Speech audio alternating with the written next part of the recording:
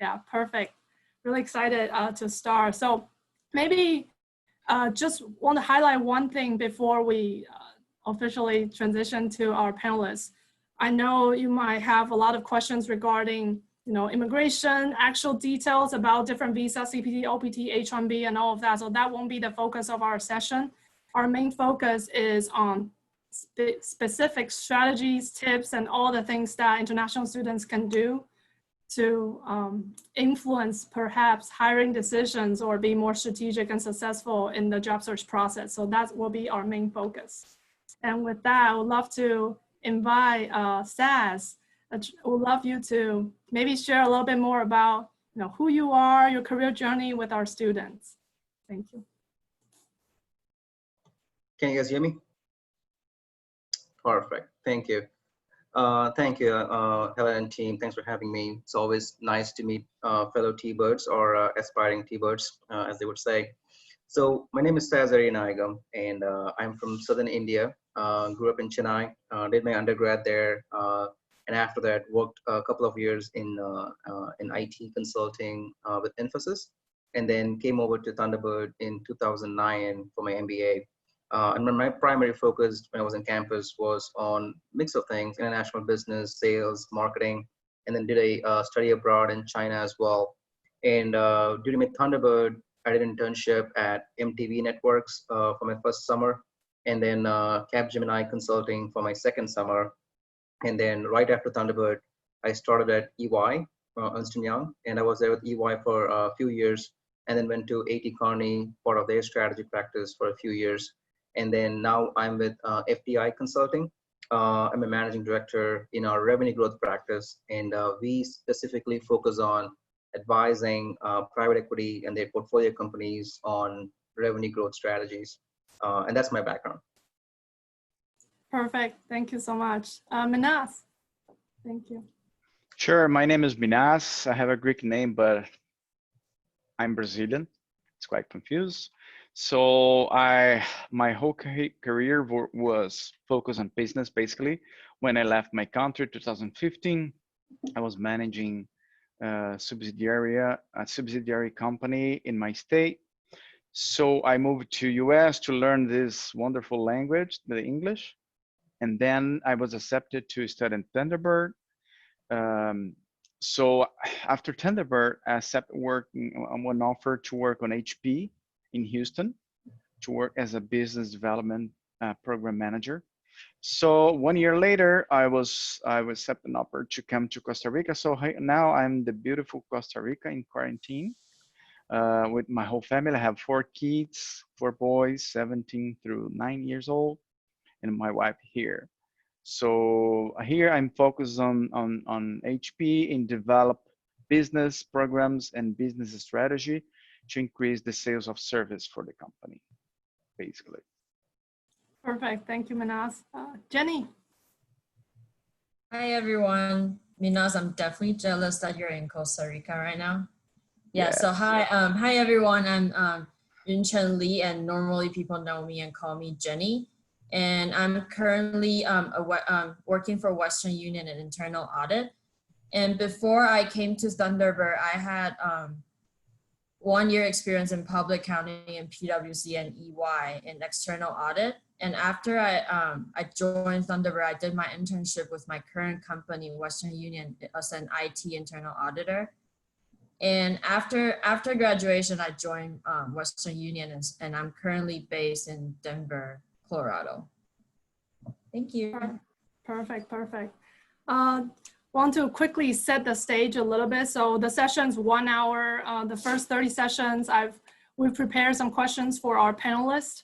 But then throughout the session, if you have any question, please enter those questions in the chat box, and then we will address those at the end. And then the final 30 minutes, we will be going through all the questions you have.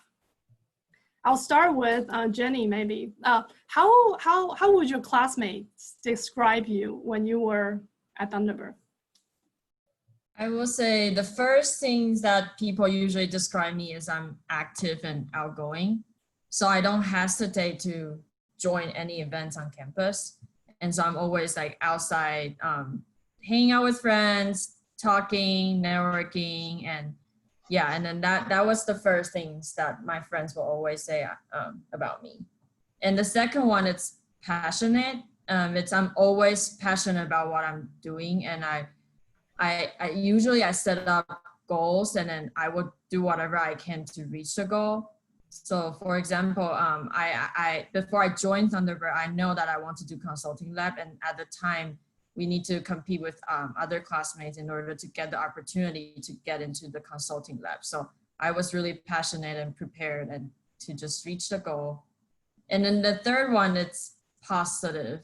That's actually one of my strengths when I do, I don't know if anyone else did the Strengths Finder testing, and that's one of my strengths, it's having that positivity. So I always like to think things from a positive side, and then also deliver my positivity to other people. So that's basically the three like adjectives or things that my friends usually think of when they talk to me. So super quick, could you talk about what's a GCL, the consulting lab? Now, that's a required thing that everyone needs to do, but maybe super quick. What's that? Yeah, so I know that's a at Thunderbird. That was actually something that you need to fight for the opportunity. So I went to Ecuador, Quito, Ecuador for a month for a marketing consulting project with all my teammates, and I think that's one of the best experience that I have ever had at Thunderbird. So definitely that's a good opportunity for everyone to do at Thunderbird. Perfect. Minas, I'm so curious to learn more about your first job ever. Like, what was that? Ever. What was the experience ever? Yeah. Well, in my country, usually you're gonna be working earlier, and you're gonna go to college and university at night. When you go 17, 18, you go to university for evening classes. So, and when I was 18 years old, I started working on a retail company as a sales rep. That was my first job ever. And you know why? When you start working as a sales guys, it's probably because you don't have a choice, because no one else grow dreaming to become a sales guy. You know, you want to be engineer, a doctor, a lawyer, or stuff like that. But that was the only thing I had, and I was so shy in that time that it was so tough for me. And you know why? I'm so happy for that happens to me. So that came for me as a fantastic opportunity to understand the business world. I started learning everything about the business, read everything. So 1 year after, I became a manager of my team. I was just 19 years old, the youngest guy in my team, like leading 12 people in my first team. So I'm so grateful.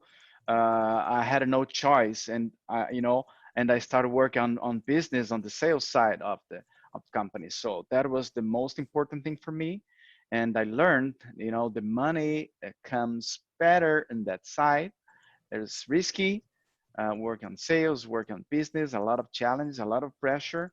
So I love it. And that's why I succeed in my career in my country, just because I learned how to work on business since the earliest time. I think it's interesting though, because I hear students kind of trying to shy away from sales, but then the more we see different roles, different departments, everyone needs to sell in some shape or form. The ability to influence and the ability to sell is just so important. Absolutely. You no matter what you're gonna do, I remember one of the last events I had on Thunderbird. I was with one of our professors. She invited us to a dinner in her house, and one of the students, she was working the whole life on sales.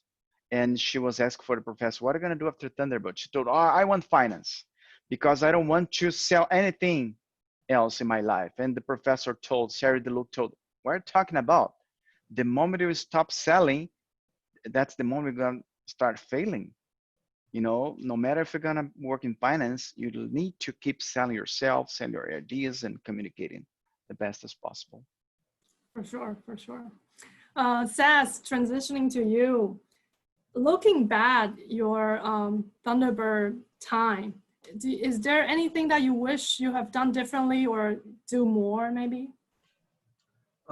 Differently, I think my second year towards the final trimester, when you're still interviewing, and that's the last trimester, and you haven't had a job yet, right? You get a little nervous, and you tend to skip a lot of classes because you want to do job search, right?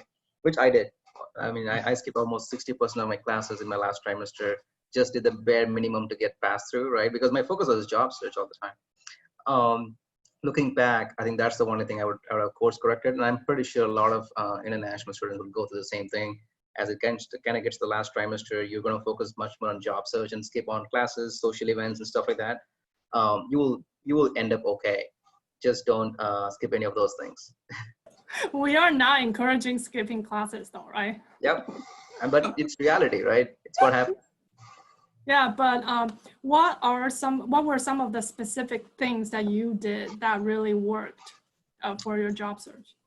Like career search, I think CMC is a great resource and they do a lot of good things for you. But I think what worked personally for me was more LinkedIn, right? LinkedIn was a huge thing for me. Me and my friend at the time, first thing was we formed like a friend group, right? I had a buddy who did job search with me. So kind of keep each other honest, right? We have goals every day and we will create a plan like, okay, this week we're going to reach out to like 70 people, right? You know them, you don't know them, right? You try. My first ever job interview was someone that I didn't know, right? He was a random guy. I reached out for help and he responded back, and he'd been through the interview process, right? So I think that's the only thing I would say it works really well. People have to just keep like focused. The success rate is pretty low. If you reach out to 100 people, 2 people respond back. But that's just the nature of the game, right? It's a numbers game. Yeah, I think it's interesting because as a former international student, when you came to the US, there's so many temptations, so many things to do. And then so if you don't have a very clear plan, it's really easy to derail. So having an accountability body is really helpful for sure.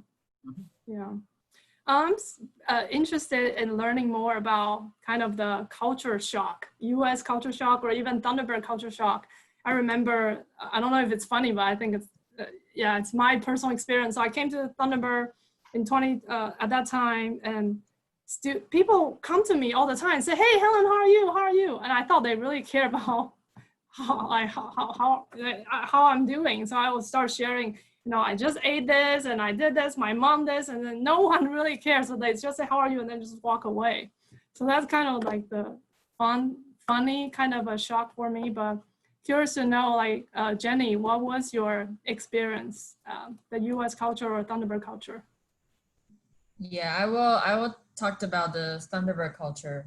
Yeah, because so before I came to Thunderbird, I already know that Thunderbird has really good like networking, like everyone help each other. But like I was like, until I see it, I don't believe that actually exists. So I went to a lot of like alumni networking section in Taipei, Taiwan chapter. However, I still feel disconnect kind of because I have never built that by myself. So after I came to Thunderbird, I start building connection with all my classmates or with the classmates from the same year, like Minas, we're from the same year. And after that, I was like, oh my gosh, this is like actually building a connection and then building something that you can never use money to buy. Like even for now, right now, after graduated for a year, like all the classmates we're still like connect to each other, and then we had our own kind of pub night once a while, and then we still help each other. Like if anyone has any help or still finding an opportunity, we are more than happy to help that person because of that connection. So I think that's the culture shock from the Thunderbird culture perspective. I love it. Minas, how about you? Yeah, I think it's quite similar. I was aware of the importance of the global staff on Thunderbird, but I wasn't expecting the deepness I would get when I got there. The level of diversity, 50% or even more of the students were international students, and we can understand practically what is global communication and how that was important.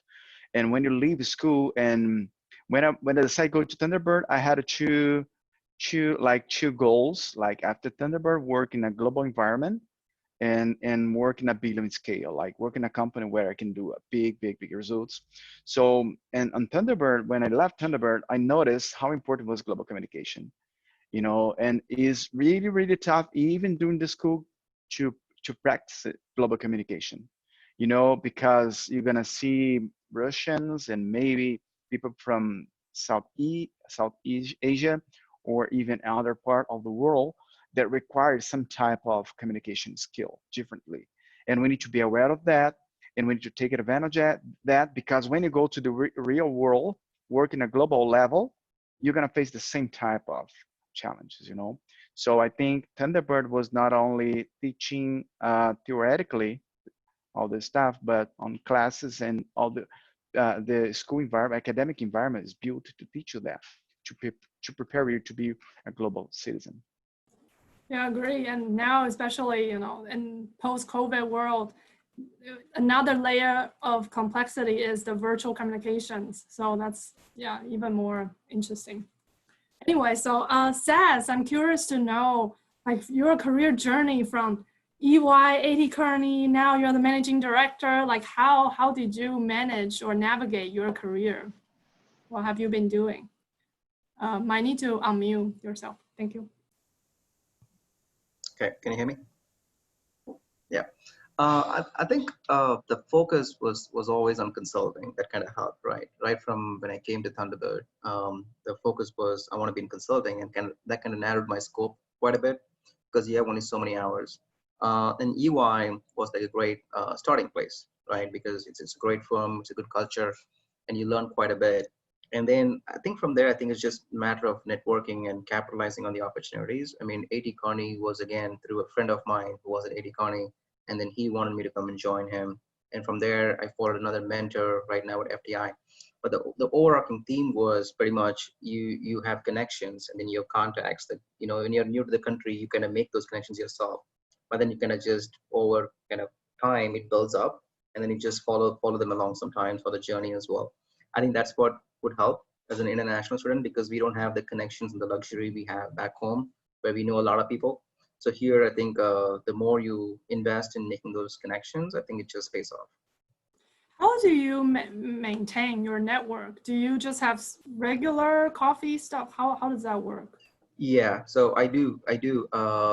Even if it's not coffee, there's always a way for me to just kind of make sure I'm reaching out every 3 or 4 months, whatever it is, right? Because you also don't want to be very opportunistic. You don't want to reach out only when you want something, right? You kind of want to make it a constant connection, and then you want to offer more, right? Before you ask for more, you want to give more, and then the more you think of their ideas, their things, and you offer that, next time when you want something, they are always there to help you out. So it's give first before you ask. Definitely. And I hear students say this all the time, like I'm a student, how can I help them? But sometimes you never know, like if students just share your current Thunderbird experience with alumni, that's interesting from alumni's perspective as well. So don't feel like you're always asking for stuff. There are definitely ways students can contribute, like two-way street, if you will. Yep. Yeah. Transitioning to Minas, the traditional campus recruiting, normally multinational corporations come to Thunderbird. The traditional MBA, MGM profile is around 4 to 5 years of work experience. And then we have the experienced professional and young professional group. So the young professional is 0 to 1 year of work experience. So those are kind of the more traditional profiles that companies are looking for. Minas, your profile is more on the experienced higher side, director level and above. And then, so when you were approaching your job search, when you were a student, what did you do differently? Like how should students, if they fit that profile, what should they do? Okay, if you have more experience, like I was a senior executive in my country when I left my last company in Brazil, you need to be aware of how the academic industry works in US. So recruiters are looking for basically when they go to career fairs or so on, they want like professionals with 3 to 5, 6 years old of experience to become future leaders.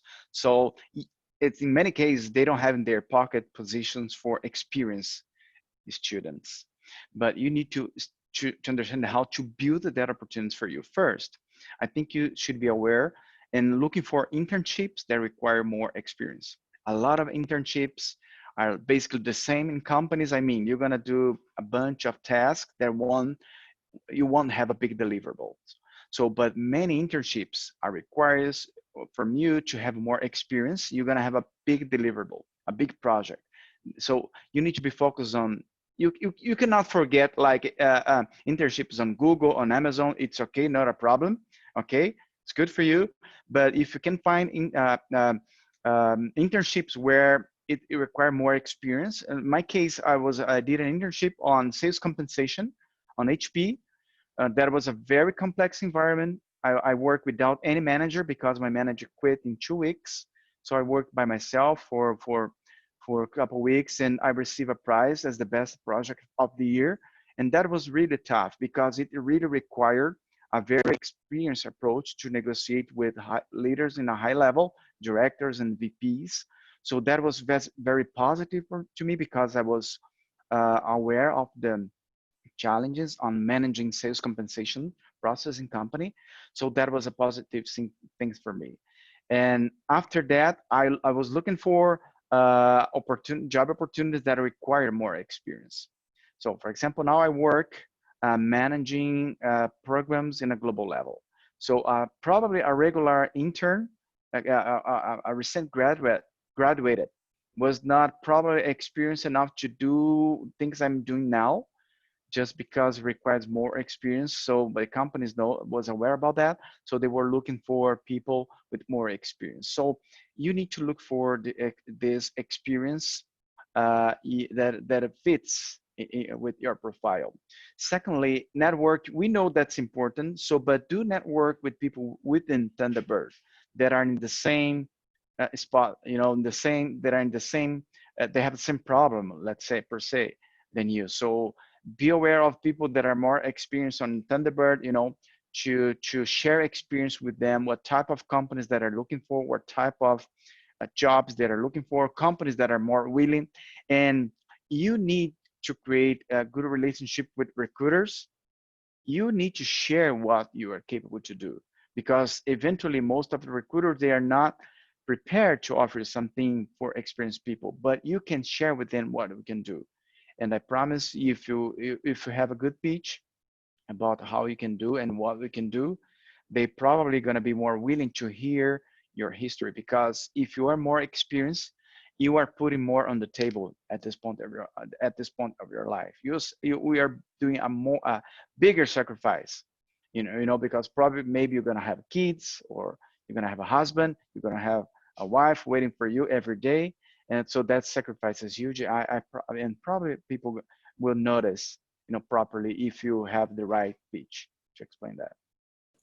Yeah, it's totally, definitely makes sense. I think sometimes when people are in the job seeking status, it's easy to forget that, I have so much value that I can add to the company. You need me as well. So I think it's important also to remember that, and then communicate your value, not just to the recruiter, but also the hiring managers as well. It's Absolutely. So vital. So every time, if you're experienced, if you start talking with a recruiter, start the conversation saying, I have something different for you that anyone else in this fair cannot for you guys. Mm-hmm. And I'm here to show you what I can do for you. Start like this, be courageous, don't be shy. I know I'm very experienced and, please don't do that. Be courageous, show yourself, show you what you can do it. Perfect.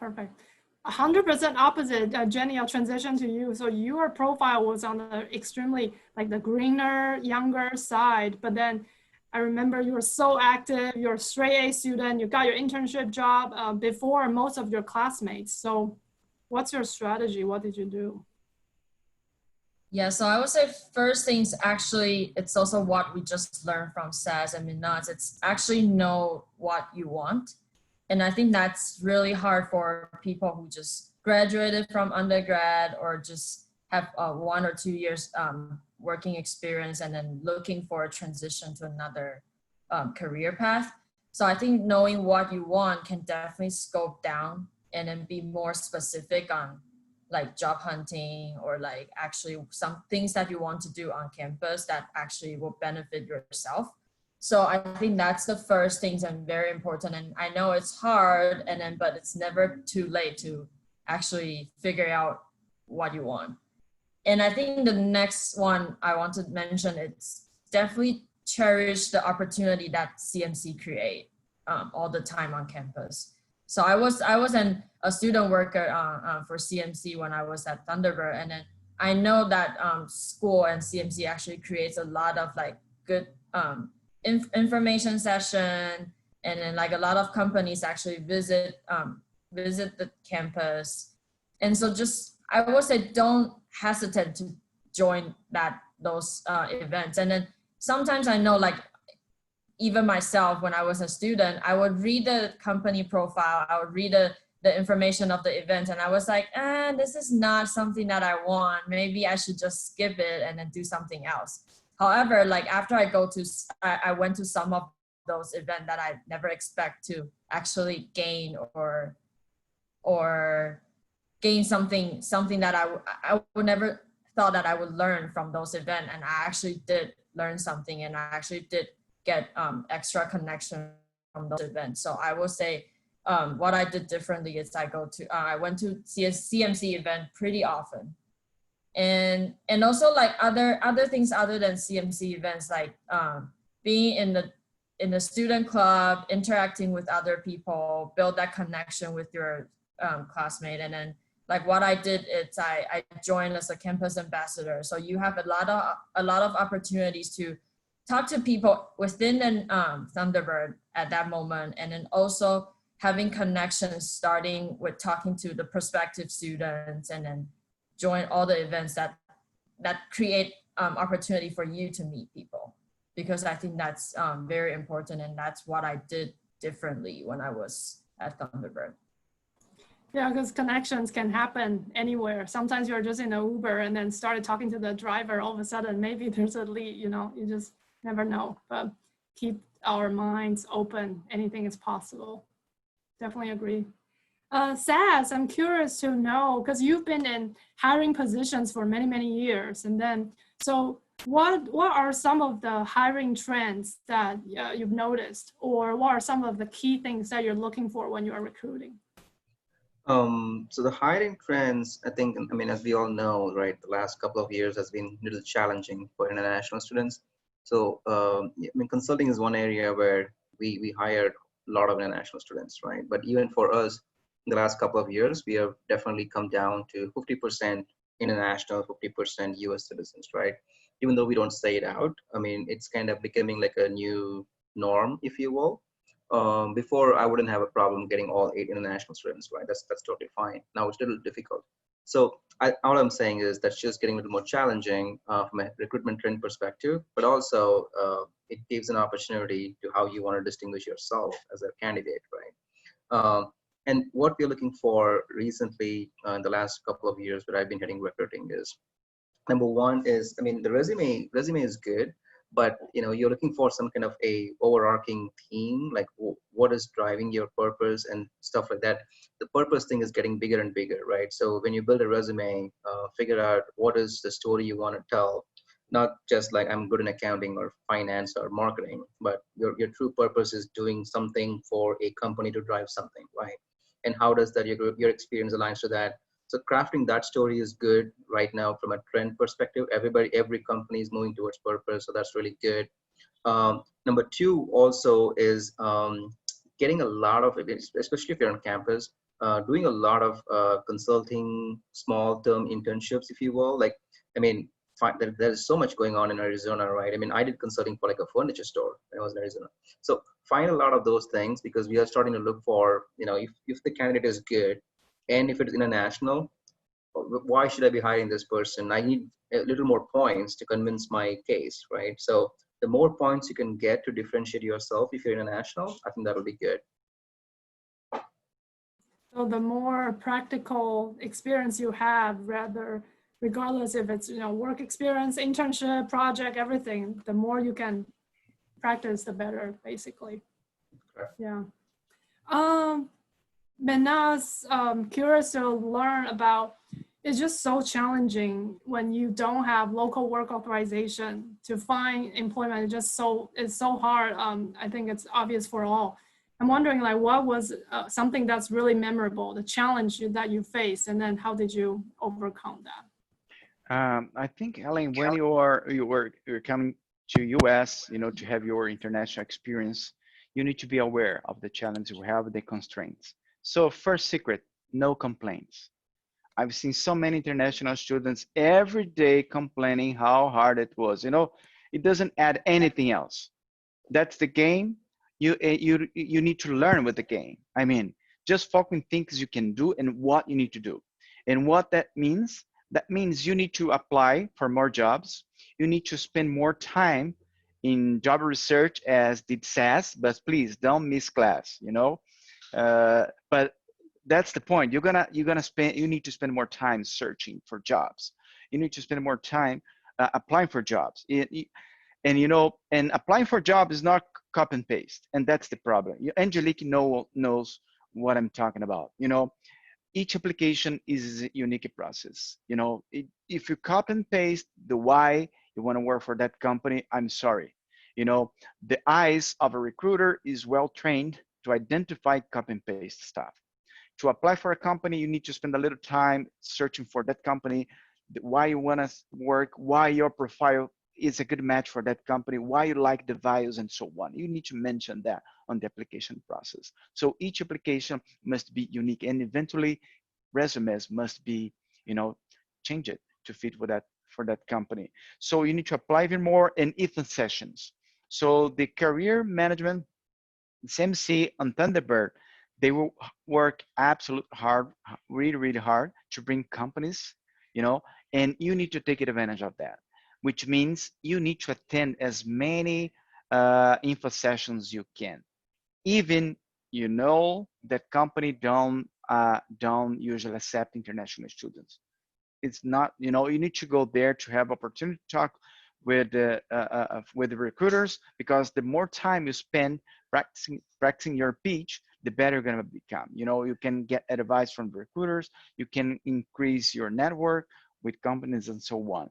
So I've seen so many times in Thunderbird, companies that are not used to hire international students just because that Tbird was so skilled to introduce himself, and he was like able to create opportunities in companies. So just work hard, be concentrated, create network within Thunderbird with people that are share the same type of jobs you want and so on, and you're gonna be successful, I'm sure.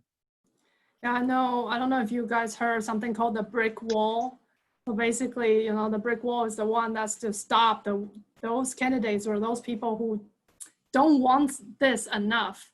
So if your goal really is to find a job in the US after graduation or find a job somewhere outside of your home country afterwards, all the challenges and barriers are there. And then only the ones that are willing to kind of power through that will be successful. So I think it's tough to stay motivated because it's such a hard journey, but I think it's definitely worth it. Jenny, how about you? I remember your visa situation was very interesting as well. So we'd love to hear your experience.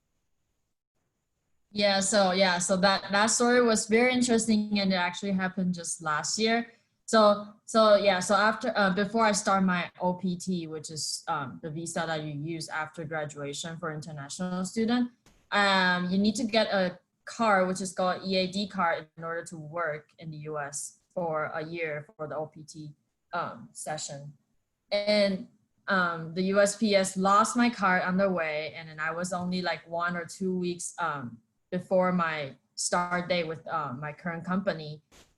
And it's, as most people know, it's impossible to get the card, a new card right away from the USCIS. And so I was like struggling. I was like, what am I going to do? And then that was actually really frustrated because without that card, I can't work. So after all, I start Googling, I start talking to my Tbird connection, seeing if anyone else has the same situation, because that actually happens a lot every single year. So I actually connect with a senator, a local senator here in Denver. And then I would never thought that I would talk to a senator. And then so I talked to the senator, and then the senator helped me to process everything within 30 days to reapply the card. And then I also negotiate and talk to my company saying, hey, this is basically not my fault, and then it's a loss of both sides. And then can we try to find a solution? And then so in the end, we found a solution online that if you lost the card, you can actually reapply it and then use the form that you reapply and then take it to the company and then to just bring the card within 90 days, and you can still start working right away. So that's the solution that actually solved that issue. And that was a long journey. And then so if anyone in the future facing similar situation, feel free to contact me, because that was actually not fun to deal with. And so go back to the question itself. I think the challenge that I've always have, like still till now, is kind of go back to what Sazz just mentioned about the resume. It's very hard in the very beginning as an international student from a culture that do not have networking, and networking isn't that important back in my culture. And just to figure out how to sell yourself, like what's the quality that I have? How can I be confident enough to talk to people that I've never talked to, and then sell whatever I have, and then make sure that that person get the message, and then knowing my quality. So I think that was the biggest challenge that I ever had after I joined Thunderbird and then start learning and building that networking. So that actually goes back to what Sazz just mentioned about how like what's the stories within your resume that's interesting to tell the recruiter or to the people that you're talking to. So, yep. Yeah, like our culture, we encourage being humble, not bragging, and all of that. So definitely a struggle for a lot of us, for sure. Hey, can I share one experience on that one real quick? My real story, and I think most of you guys can relate to this if you're international. I was in my final rounds at a CMC center for MTV networks, and the doors were pretty thin, so you can hear what everybody's explaining inside. And as I was hearing some of my good friends explaining their experiences, and I was like, man, I can't explain like that, right? In my experience, I would be like, 2 sentences, this is what I did. And that's just the cultural thing, right? So I think we should get used to, like, I mean, I wouldn't say bragging, but kind of elevating your experiences and saying a good story around it. It's not natural to come if you're international, right? You didn't grow up here. It's tough, it's not easy, but that's the only way. You have to do that. It is what it is. Yeah, definitely. I love it. Sazz, I want to ask a quick follow-up. So besides like networking and then performing, anything else that international students can do to stand out a little bit comparing to the US colleagues? I think the advantage you're going to have if you're international is, the good thing is, this is latest trend as well, right? For example, FTI Consulting, we have a huge push for diversity hire right now, right? So while there is a legal regulations against international, the diversity push is helping the internationals as well. So there's like balance there, right? So it's not too bad of a mix right now from a story perspective. The push should be on the resume, like we all talked about. And I like Minas' story, right? Please do not copy paste your stories or your resumes or your cover letters. People easily see that. I see so many invitations come from Thunderbird students who have the same copy error messages, and I don't respond to that, right? So take some time to tailor your message. That's always helpful. I think that's, and then while I say it's a numbers game on how many people you reach out to, it has to be calculated. Don't reach out to everybody in the world, right? You want to do consulting, pick 5 firms and pick EY, for example, exhaust your network in EY, focus on that. You know that you've done EY, then move on to KPMG. So pick like each firm and move that way. Otherwise, either you're going to go to the same people over and over, or you'll do some mistakes. So kind of have a plan about how to do it. Focus is good. That will help you. Perfect. I love it. Ellen, can I add anything? Just one thing, one more thing about career fairs. So international students, they come to school, they spend like $50,000-$60,000 in school, plus living expenses and so on. It's a big project, a lot of money, but they are not willing to spend $500 to go to a career fair. This is something that doesn't make sense for me, you know. And you can get some sponsorship for career fair tickets and eventually other things, but you know, spend that money. You know, you're gonna, in one career fair, you're gonna have opportunity to talk with 30 to 40 different recruiters. You know, I participated in 4 career fairs. I already got a job on HP, but I was in another career fair just to see what's going on, to understand a little bit more. Maybe something could happen even better, you know. So please take advantage of the career fairs, that opportunity. It's amazing experience, and that'll be very, very helpful for you. And this year is so much easier because everything is virtual now, so it's easier That's true. to participate. I have my final question for you, but I would love to encourage our audience to start asking questions maybe in the chat box, and we can transition to that. Jenny, maybe start with you. As you know, this whole career thing is such a long journey. After Thunderbird, what have you been doing to stay competitive? Like for me, at least I feel like every day I want to work 200% more compared to my American colleagues to prove my value, you know? So I always have that mindset, can't really relax, but I don't know, maybe just I'm curious to know about your experience.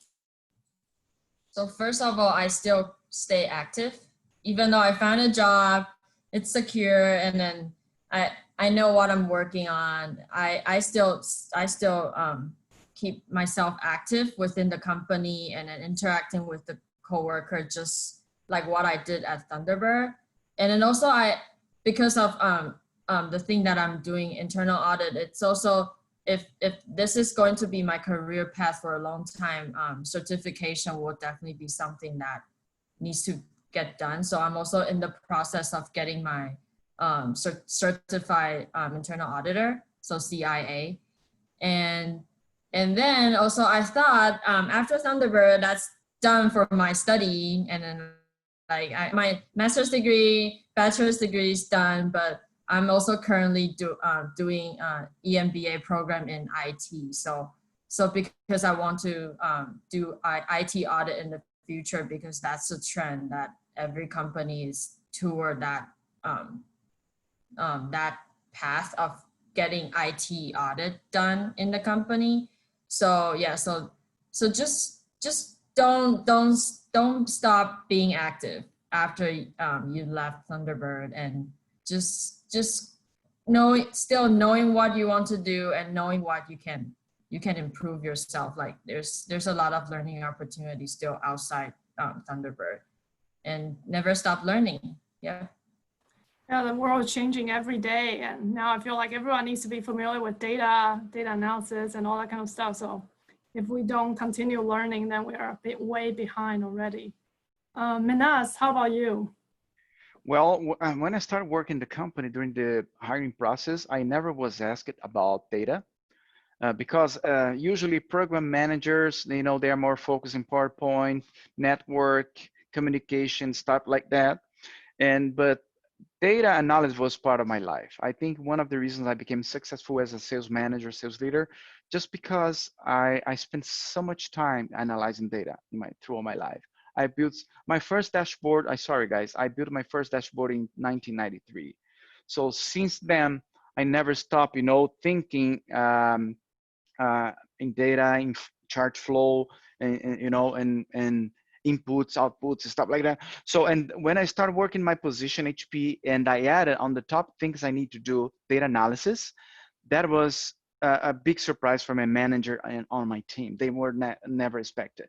And I work in an environment where we have tons and tons of data available, but it's so much data that people don't know what to do with it.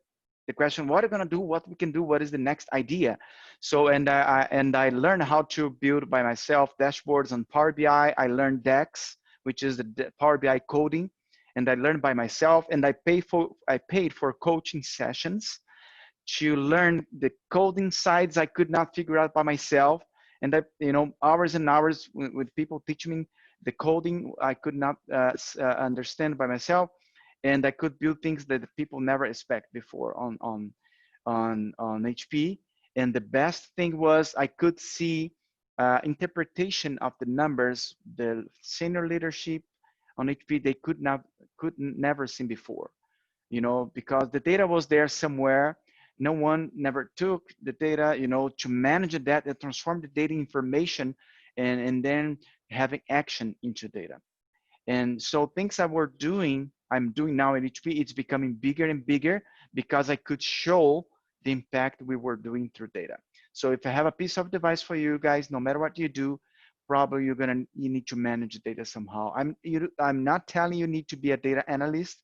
I'm not talking about that, but you need to be able to handle fairly a spreadsheet. If you can, you know, add maybe Tableau in your life or Power BI, whatever, just to organize data in a better shape, that'll be a big plus in your life, I promise. So I'm investing a lot of time on YouTube videos, you know, tutorials, and how to improve my data skill, because at this point of my life, the data has been my best friend ever, you know. And work in a company as HP, the better we work your data, the most attention you're gonna receive. 100% agree, definitely. First question for you. Maybe could you guys share some experiences regarding salary expectations? I'm assuming, is it kind of like a salary range situation? Maybe I'll give you a quick update regarding the Thunderbird average salary, and then maybe you guys can add more info if you're have more insight. So I mentioned the experienced professional and young professional. The YoPro people, the average salary is around, I would say, a $50,000 range. So not many years of work experience. And then our experienced professionals, their salary range, I would say, is between 85,000 to 100,000 plus. But really depends on the work experience. I don't know if the panel. Yeah, I think what will affect where you're gonna live. I live in Houston, for example. It's affordable, considered affordable state. I was living in Houston, right? Before I came to Costa Rica. That will affect if you go to California, probably you need to make more money. The years of experience, yes. I think the range for experienced people will be 70 to 80 to 100, $120,000. That's what I've seen. What we can expect. If you're like a beginner, like 3-4 years of experience, 60 to 80 would be reasonable. It depends where you live. Maybe if you go to California, a little bit more. But I think you can expect, if you're more experienced, something between 90 and 120 probably. What if the recruiter asks you, like, what is your salary expectation? Like, how would you guys answer that? Sazz, I wonder. Well, I mean, if it is consulting, I mean, it all depends on who you're interviewing for, right? And there's so much information out there right now. I mean, if you're going for Coca-Cola, you can look at Glassdoor, they will tell you what the salary range is. If it is consulting for Thunderbirds, since I've been down that path, I would say you should stick to, if you're going for a analyst role, stick between a 65 and 75. If you're going for a senior associate role, which is like a KPMG or EY and a role, I would say stick between an 80 and 100, and that's in the right range. Mm-hmm. Just continuing with salary. So should we always targeting kind of the lowest number in the spectrum? No, but please, is it Daniel is asking that? No, I mean, end of the day, the salary, usually what happens is the salary range is an initial question to see if you're in the range. But once you're in the interview process and they like you, there is always room for the numbers, right? So you can always negotiate. And I've never, I mean, for us, at least in consulting side of the equation, we have never had a salary discussion with the students, because students are very aware of what we pay. So they know walking in what they are, what we will offer. So. Yeah. And I Ellen, know, yeah, maybe never accept, if you receive an offer, never accept the first offer. You know, they already always have 5, 10, 50% plus, you know, to add, you know, to negotiate with you. Yeah, because I know for international students, sometimes it's like, oh, you know, they need to sponsor my work visa, so maybe I shouldn't ask for too much, and so maybe I should target the lowest, so at least I can get my foot in the door. But don't ever undersell yourself, I think. Yeah. Yeah, and then I will add, it's never, don't be afraid to ask, because I think what I did last year, it's when I received my offer, and then I reached out to CMC, and then CMC helped me to take a look of the offer. And then still, like, no matter whether you're satisfied with that salary or not, don't be afraid to ask, because like what Minas said, there's definitely some space for some company, like 5-10%. Yeah. Definitely. Another question, Sazz, you mentioned that companies are looking for diversity. So how do you find those companies? I think it's hard to go and find something like that, right? I mean, the overarching theme right now is diversity is a big play for all companies. So you should assume that all the companies are going down that path. So there is no data behind which companies are doing it. Yeah, but then it's so vital to follow all the business news as well, right? When companies have diversity initiative, it's always out there, pretty public. So stay, connected with all the things that's happening out there. It's vital as well. We have 6 minutes left, so I want to be respectful of everyone's time. I'm wondering, for our panelists, do you guys have any final words of wisdom to share with everyone? Maybe Jenny, do you want to start? Yeah. So yeah, I was actually thinking about this question yesterday, and then I was actually watching a YouTube video, and then it's two girls talking about their so they just entered their 30s, so about similar age as me. So I was like, this is interesting. So what I learned from that video is believe in yourself. Like just because you need that confidence, and then you need to know that like we all know we want to stay in the US or stay in international. Like after you know about that, you just need to believe in yourself. Don't doubt yourself, and just build that ability. So yeah, so that's my takeaway from that. I think it's not only for girls like 30 years within their 30 years old or like 20s. I think it's for everyone that it's important. Like we're Tbird, we learn a lot at school, and then we work hard every day. And then so why not just believe in yourself, and then when you talk to the employers, talk to other people, just present whatever you have. Then yeah, and then especially for us an international student, if you don't believe in yourself, then who will believe in you, right? So yep, so that's my kind of last word for all the international students on the call. Yes, how about you? Yeah, so my take on this is when you're on campus, you're going to have some good days and you're going to have a lot of bad days, right? You're going to get a lot of rejects. When you open those emails in the morning, you always get like, when I see the email saying apologies, something like that, it always dejects you. I'm with Jenny, right? I mean, your success rate is going to be maybe 5%. But at the end of the day, you only need one job offer, right? You don't need 10 anyways. So even though the success rate may be lower when you're looking for a job search, just keep hunting, keep your chin up.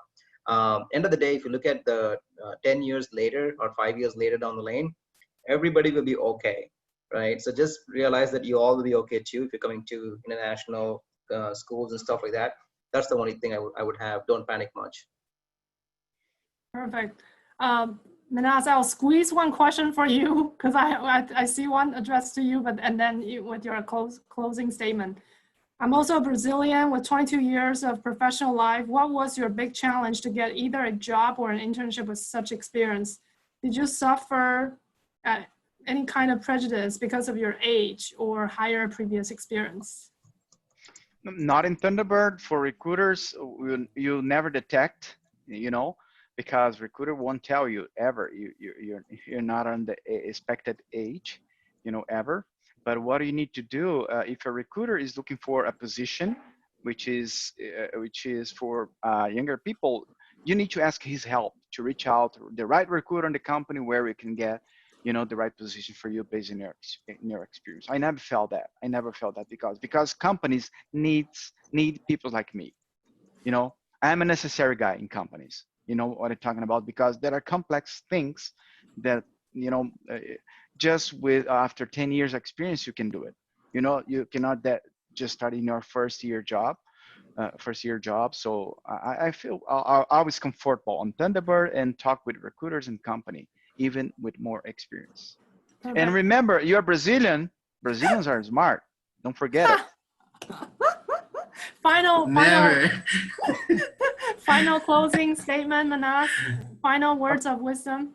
Okay, so guys, take advantage of your academic life. If you are attending classes and going home, this is your academic life. I'm sorry, you're not taking advantage. During my time on Thunderbird, I founded 2 clubs, which was the Thunderbird Golf Club. I founded the Project Manager Club. I work 20 hours a week on the recruitment department, like 4 hours every day. And I helped on the TCG as a director of marketing. So whatever it was happening, I was involved with. I was offering my time. I will offer my skill for free just to, you know, to be part of the community. So enjoying this academic opportunity. Don't stay just in class and home. This is not enough for you, because people are seeing what you're doing, how willing you are to help and to be part of the community and to share your experience, to share your time. So take advantage. For international students, being in the United States as a full-time student is unique, because in my country, I don't have this time of experience. Classes, even in class, and that's it, you know?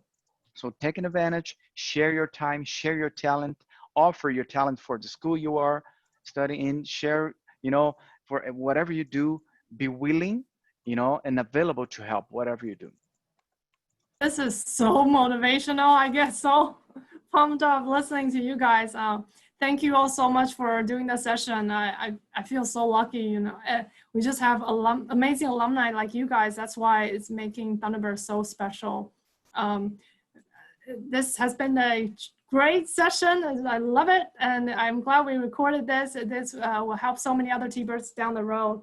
And for all of our audience, we have a few more sessions in the future about employment outlook, different happy hours per different industries. Encourage you to join those sessions as well. And with that, thank you, Jenny, Sazz, and Minas. Thank you so much for the session. Thanks so much, guys. What a pleasure. Thank you. Thank you. Thank you. Have a great day. Thank you, Have a good everyone. one. Bye-bye. Thank you. Thank you.